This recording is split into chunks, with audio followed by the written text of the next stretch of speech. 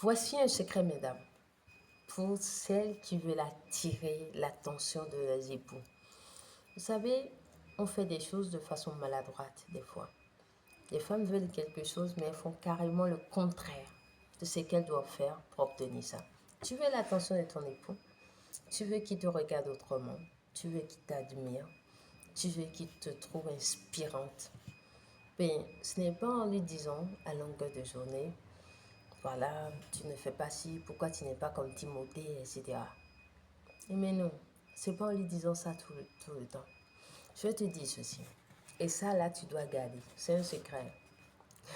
Je parle souvent de secret. C'est pour dire que si tu utilises ça, vraiment t'aider.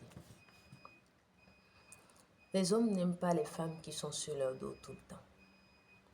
Si tu es une femme et tu es sur son dos tout le temps, il veut sortir, tu veux aller où?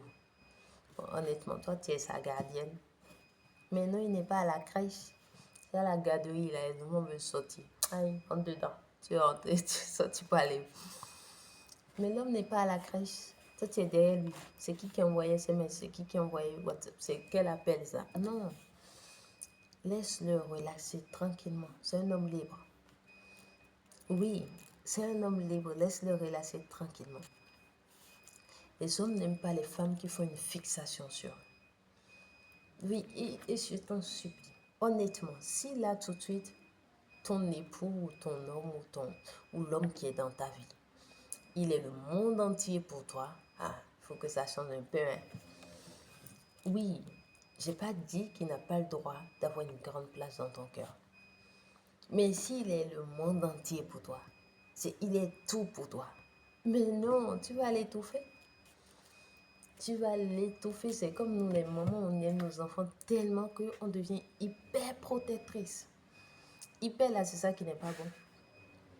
Parce que s'il ne tombe pas, il ne peut pas marcher. Moi, j'ai vu mes garçons marcher tout le temps. Oui, des fois, ils tombent et puis ils se remettent encore. Moi, j'ai un gars parmi mes enfants là. Lui, il s'est levé comme ça seulement. Il voulait même pas ramper. Il voulait, comme il a vu Fofo qui marche, lui aussi, il veut. Et puis quand il fait, il se rend compte que ça marche pareil. Et là, il a appris. Il a rampé pendant quelques temps et puis il a commencé par marcher. Il faut laisser les gens libres. C'est pareil, il faut laisser nos hommes libres. Tu ne peux pas laisser un homme libre si toi-même tu n'es pas occupé. Ça là que je viens de te dire, là, tout de suite, là, si tu n'as pas mis deuxième, parce que c'est une vérité profonde. Tu ne peux pas laisser un homme libre si toi-même tu n'es pas occupé. Si tu n'es pas occupé, il va devenir ton occupation. Et il ne faut jamais qu'un homme devienne ton occupation. Tu es foutu. Oui, tu es foutu parce que tu vas tout le temps voir que tu es menacé, qu'il y a une femme qui veut le prendre, etc. Les hommes ne sont pas des bébés. Tout ce que tu peux faire, c'est bien entretenu. Tu fais bien ta part et prier pour lui. Le reste, ben, Dieu va s'en occuper. Occupe-toi. Si tu as un seul business, il faut en avoir 3 maintenant. En plus des enfants. Comme ça, tu vas lui donner le temps que tu dois lui consacrer normalement. Tu ne vas pas exagérer. Tu ne vas pas être tout le temps sur son dos. Tu ne vas pas t'asseoir et ruminer quelle femme lui a souri la dernière fois, etc. Non.